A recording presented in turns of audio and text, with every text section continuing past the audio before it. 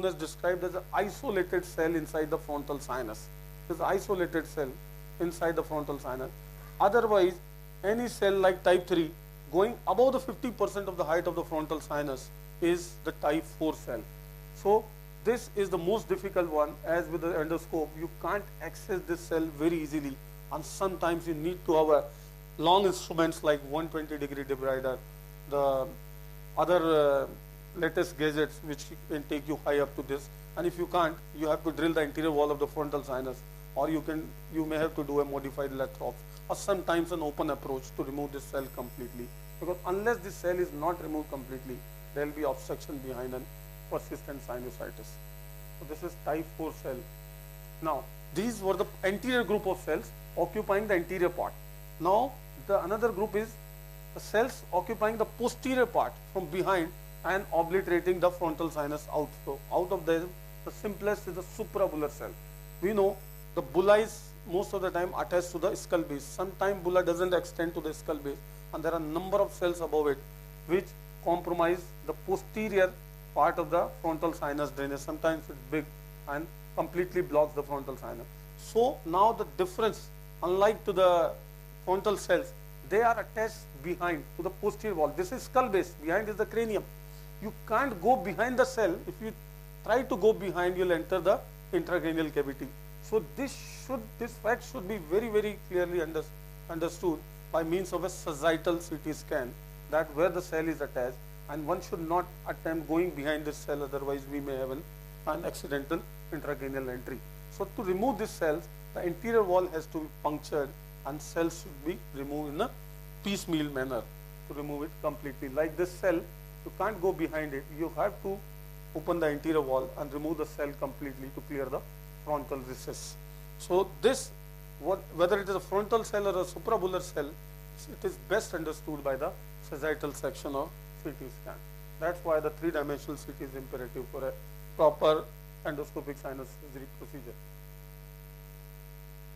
Now, if what happens, this suprabular cell, if happens to extend inside the frontal sinus, further obliterating the outflow of the frontal recess, this becomes more difficult. Now it's going high up, and again we have to understand this is attached to the posterior wall. We don't need to go behind, and we have to open the anterior wall and remove it completely to accomplish the frontal recess drainage. So this should be understood by the CT scan. So this is the frontal bular cell. The frontal bular cell extending inside the frontal sinus attached to the posterior wall, unlike the frontal cells which are attached to the anterior wall. Now another is a supraorbital cell. This is a very common entity. What happens, this is not unlike the suprabular cell. This cell is more anterior towards the just behind the frontal sinus opening, and further this cell pneumatizes the upper part of the orbit and compromise the frontal sinus opening. We'll see a case today with the supraorbital cell.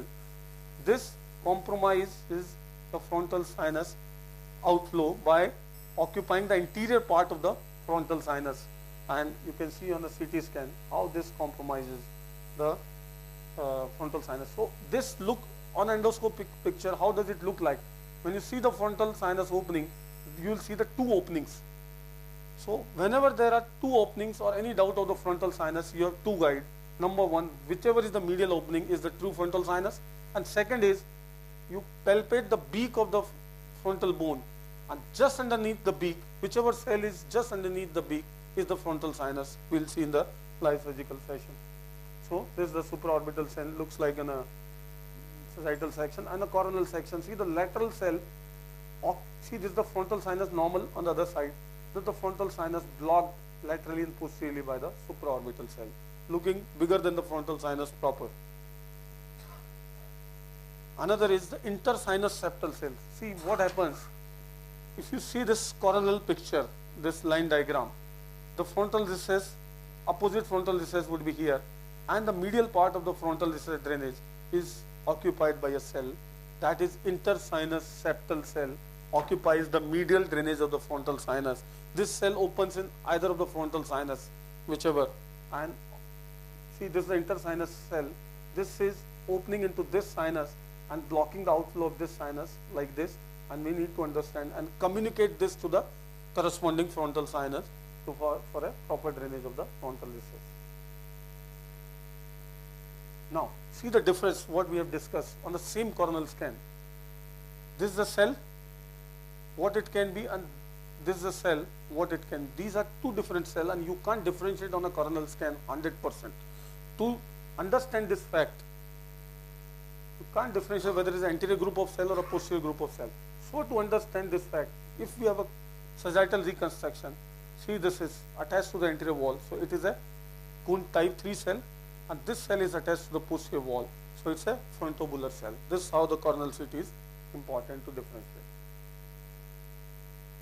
Now, most important landmark you see in every endoscopic sinus surgery procedure is, which comes across you all the time, is the middle turbinate.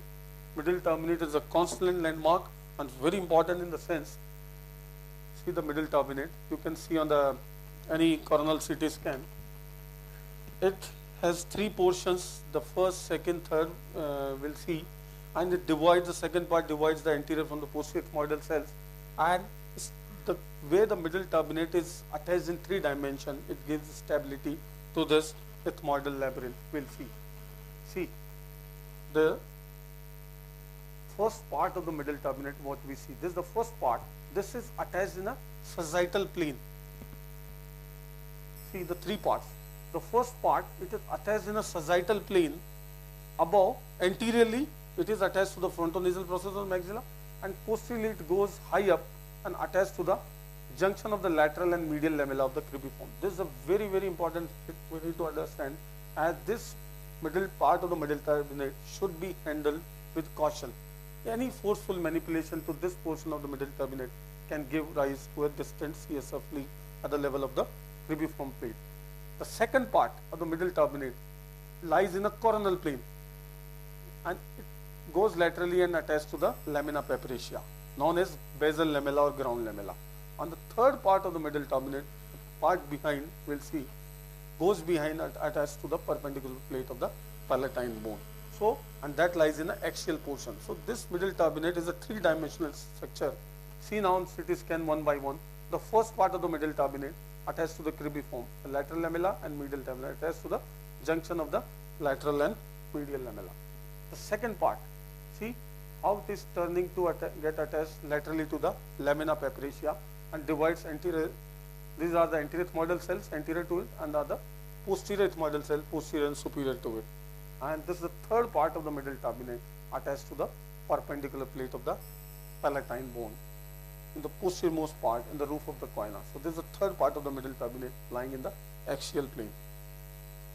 So sometimes it may also have variations like paradoxically bent. See, the middle turbinate is generally bent like this. This is paradoxically bent, and this situation compromises the osteomeatal area and can give rise to further sinusitis, and this has to be corrected by a lamellar resection. We'll see. This is the paradoxically bent. Sometimes it's not the turbinate itself, but the lamella of the turbinate is pneumatized and can give rise to blockage of the airflow to the other sinuses. This is known as interlamellar cell of Grunewald.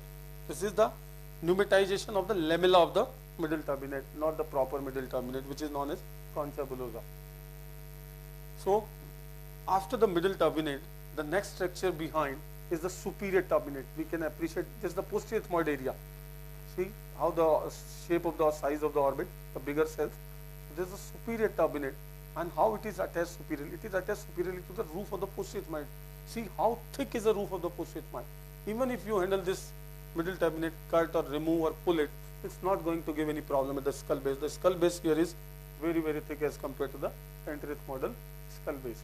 And this is a very, very important landmark we'll see in the live surgical session to approach the sphenoid sinus ostium. If the moment you enter the posterior ethmoid, it is the middle turbinate, the superior turbinate, which is a medial boundary of the posterior ethmoid. Posterior ethmoid is again like a box, bounded laterally by the lamina papyracea, and medially all the way from anterior to posterior, medial limit is the superior turbinate. So, moment you reach enter the posterior ethmoid through the ground lamella, find the superior turbinate and stay medial to it. Stay medial to it in the front sphenoethmoidal recess, which will directly lead to the sphenoid sinus. This is the safest way to enter the sphenoid sinus, which we'll see in the live surgical session. Now, coming to skull base, we see how the slope of the skull base is from anterior to posterior. It slopes down by say 15-20 degree angle sometimes, and the component of the skull base are ethmoidal roof or the fovea ethmoidalis. We have a picture, we'll discuss that. And the anterior part of the skull is formed by the anterior ethmoidal skull base, and the posterior is the posterior ethmoidal skull base. We have seen the anterior ethmoidal skull base, how thin it is. See the anterior ethmoidal skull base, how thin it is. The crista galli, the medial lamella of the cribriform, the lateral lamella. See this lateral lamella, it is thickened laterally. This roof, this thick bone laterally overlying this ethmoidal cell is the fovea ethmoidalis. See, we'll see in the picture, the uppermost ethmoidal cells are open and they are roofed by the frontal bone, which is a thicker bone. This is the frontal bone, thicker bone. This is roofing the uppermost ethmoidal air cells known as fovea ethmoidalis. So this is the anterior part of the skull base, very thin, and this is the posterior part of the skull base, comparatively very thick. And if you see this cribriform plates, there are various variety of cribriform plates you come across, and Quiros is divided according to the complicacy involved with the cribriform plates. Like the simplest one, why complicacy, I'll come on to that. Very shallow olfactory fossa, you see, very shallow, less than 3 millimeter.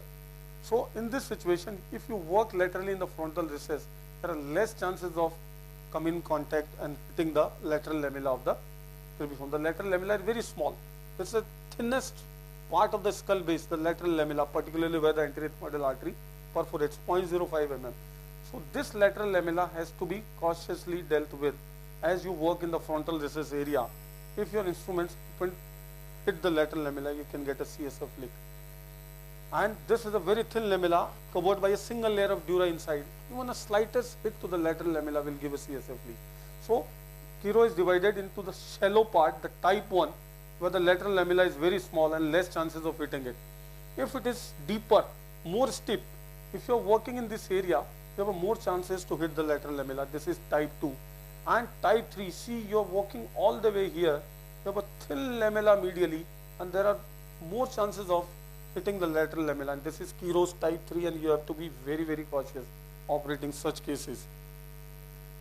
Sometimes the configuration may vary, they may be more flattened, more steep, sometimes even unequal on both sides, how this lateral lamella is, how this lateral lamella is, unequal level of the olfactory fossa. You can get any kind of situation, and you need to be aware during, get yourself acquainted before surgery with a CT scan. And this coronal section gives the better picture of this anterior ethmoidal skull base.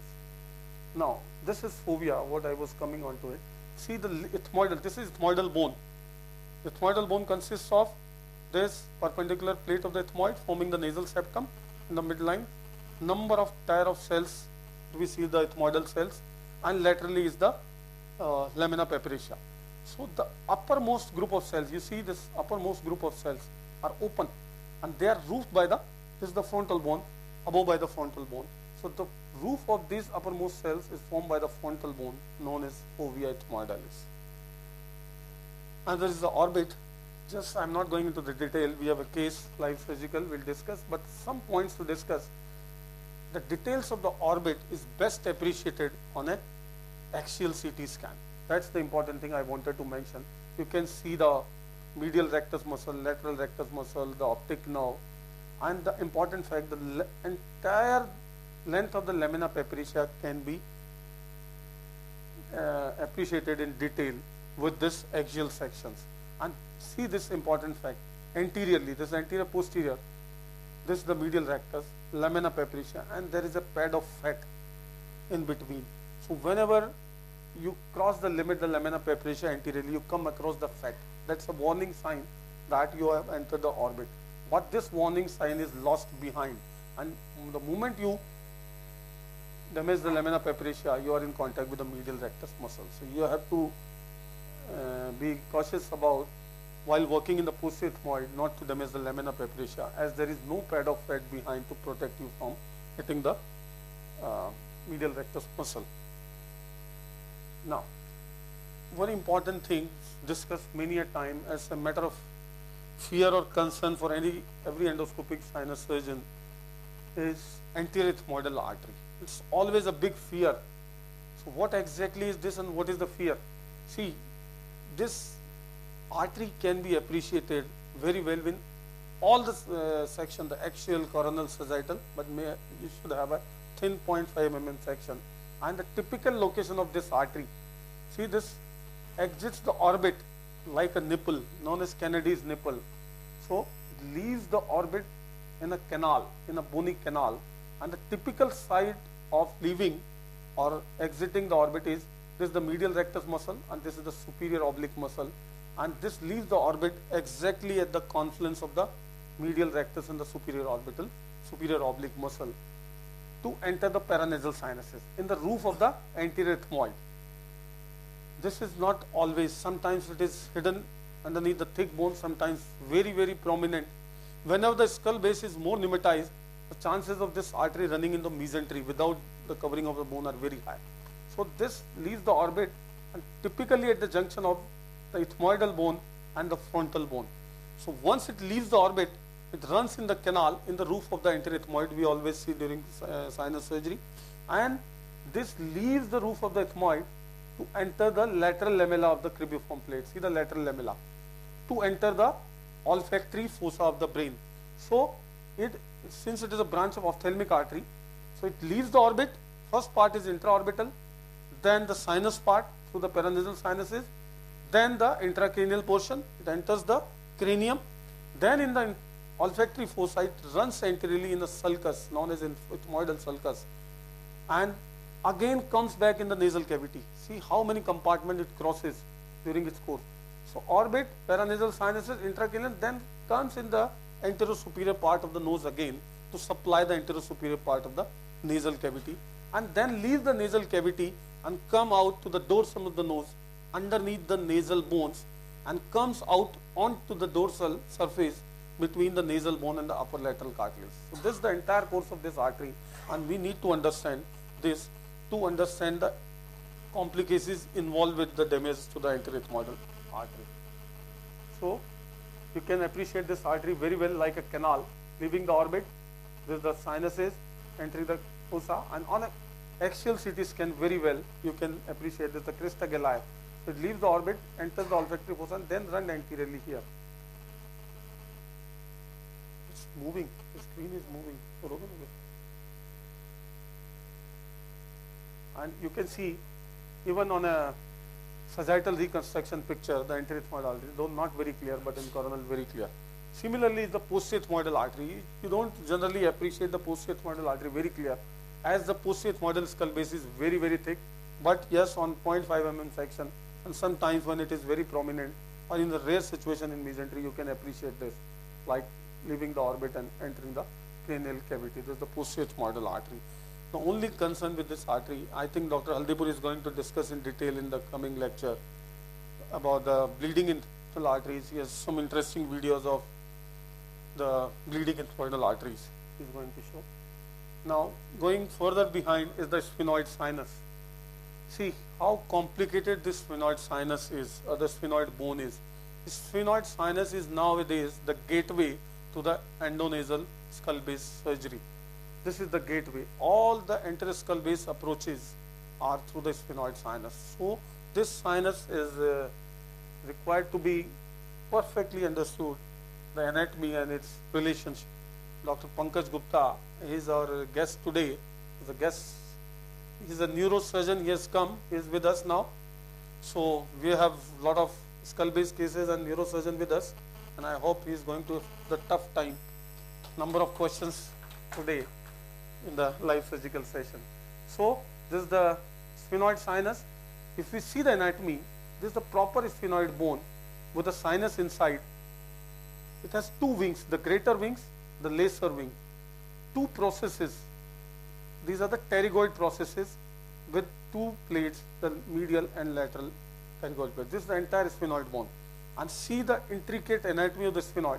Inside the sphenoid sinus, you have a carotid artery running in the lateral wall, the optic nerve running in the posterior superior wall, greater wing, lesser wing, through which is the superior orbital fissure, which leads to exit the second, third, fourth, sixth, V1, V2, all the nerves, and the median nerve running in the floor of the sphenoid sinus, and the optic nerve running in the medial part of the superior orbital fissure with the ophthalmic artery.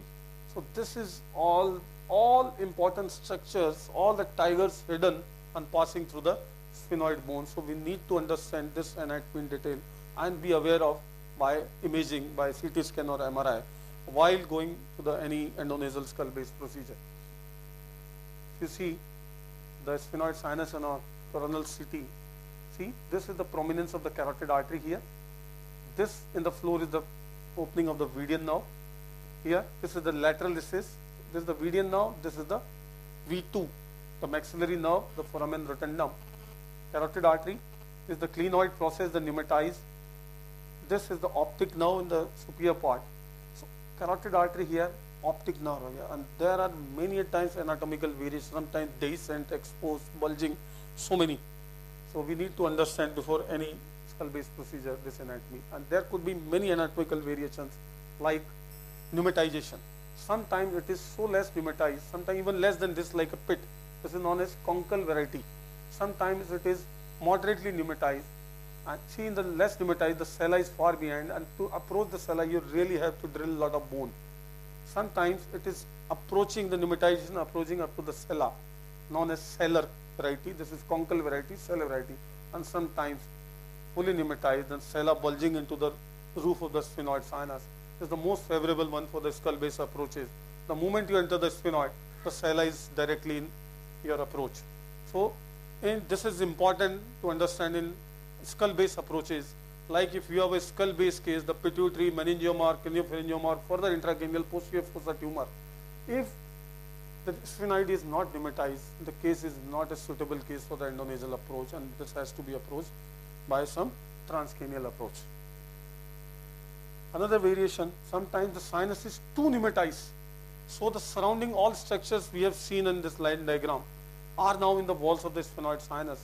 So all may be dehiscent, and you have to be more careful then.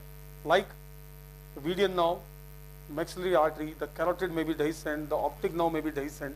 This is the median nerve, the V2, and see the carotid and the optic nerve. Sometimes in variations, like the optic nerve dehiscence, you see the right optic nerve is dehiscent. There is no bony covering over it here. So we need to understand in a pre-op CT scan. So while working inside the sphenoid sinus, to be careful not to use any sharp instrument, debrider or sharp through-cut forceps, because it may be dehiscent sometimes. Like this, the optic nerve is bulging inside the sphenoid. D. Lange's devised the classification of the optic nerve running inside the relation to the sphenoid sinus. Type 1, according to D. Lange, is the optic nerve deep in the wall of the sphenoid sinus without any major prominence even. You can just appreciate the optic nerve running with no prominence. Type 2 is optic nerve very prominent in the sphenoid sinus. You can make it mark. And type 3 is optic nerve is literally bulging in the sphenoid sinus, and we have to understand this fact. What is Onodi cell? This is the picture from the Stamberger's book, the Onodi cell. Onodi is the situation like, see, there are many lamellas in the lateral nasal wall. The anterior wall, the uncinate process, then the bulla, then the basal lamella. Anterior to basal lamella is the anterior ethmoidal cell, behind to basal lamella is posterior ethmoidal cells, and behind the posterior ethmoidal cells is supposed to be the sphenoid sinus. And so, to open the sphenoid sinus, you have to go behind the posterior ethmoidal cell. Or sometimes, if one of the posterior ethmoidal cell grows behind and superior to it, beyond the sphenoid sinus even, like this optic nerve, which is supposed to lie in the lateral wall of the sphenoid, comes to lie in the lateral wall of this posterior ethmoidal cell, and this is the real danger if you don't appreciate it beforehand. And this situation where the optic nerve is coming to lie in the lateral wall of this cell is the ONOD cell. So we have to be careful in this situation. The moment you enter the posterior ethmoid, don't think of going through the posterior ethmoid into the sphenoid. The moment you enter the posterior ethmoid, stay medially and enter the sphenoid through the sphenoethmoidal. This is ONOD situation. You see, this is the sphenoid sinus, and see the behind the sphenoid is a cell, this posterior ethmoidal cell, and through which the optic nerve is passing. This is the ONOD nerve. So optic nerve is in the lateral wall of the posterior ethmoidal cell. So this is ONOD situation. You can appreciate in all the sections, like on axial section, if you find a horizontal septa in axial section, this is diagnostic of ONOD. It's very, very simple. This is sphenoid sinuses proper, and this above cell going beyond the sphenoid over it. So this is producing a horizontal septa on a coronal section. So this is ONOD cell. So once it is, the optic nerve is going to come in contact with the ONOD. And you can see on a sagittal section, this cell is going beyond the sphenoids, beyond the sphenoid sinus. So this is ONOD situation. In an axial also, the cell going behind. And now another thing is carotid artery. You can see on the axial section, sometimes the carotid is deep buried in the bone and you can't see the prominence even. Sometimes it is producing a prominence in the posterior lateral wall, and sometimes you can see the exposed carotid artery, the dehiscent carotid artery bulging inside the sphenoid sinus, and this is a real danger situation. You need to understand on a pre-op CT scan. This is a rare situation but not uncommon. In less than 3% situation, you can see the internal carotid artery dehiscent in the sphenoid sinus, and knowing this fact, one should never ever use any sharp instruments inside the sphenoid sinus. According to Stemberger, the treatment of sinus disease is establishing ventilation and drainage. For the sphenoid sinus is same. Open the sphenoid sinus, widen the ostium, don't do anything inside besides suction. If you have anything, polyp or disease or anything, you should know the anatomy very well beforehand, and you need to know what exactly you are doing with what instruments. Sometimes the septa are not equally dividing the sphenoid sinus, and one of the septa may be going to the carotid artery. And this is a very important situation. Again, the clinical relevance is this septa should not be handled forcefully. If this septa needs to be removed, it should be dealt with a sharp cutting, through cutting instrument rather than pulling with the forceps, as may lead to tear in the carotid artery. So, knowing the ONOD cell and the posterior, the superior turbinate, many approaches to the sphenoid are defined. The standard transnasal, the straight one, go medial to the middle turbinate, above the choana, and you can approach the sphenoid. Then the lateral one is through the posterior ethmoidal cell, then to the sphenoid. And the most favorable nowadays is intermediate, is the superior turbinate. Stay medial to the superior turbinate, between the superior turbinate and the septum, and you can easily access the sphenoid without any damage, or if there is, even if there is ONOD, there is no fear. You can't damage it if you stay medial to the superior turbinate. And another thing in the sphenoid sinus is the inferior part.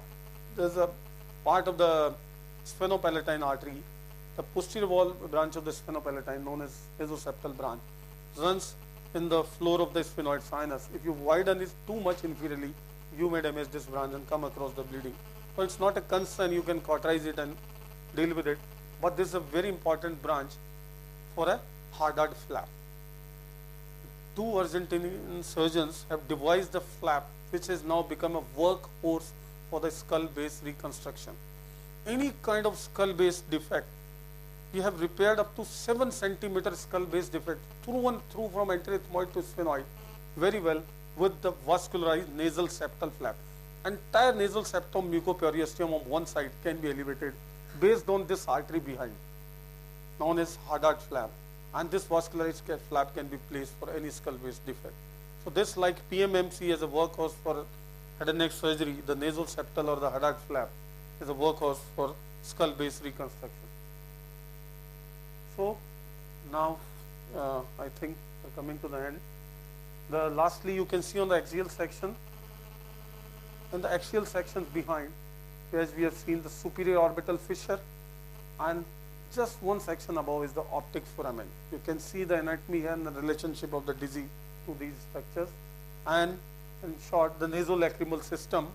See, on a coronal section we have seen earlier, On the anterior most picture where you see the agar-Nagy cell, you can see the nasolacrimal sac and the duct. This is the anterior most, as this is the pneumatization of the agar lacrimal cells.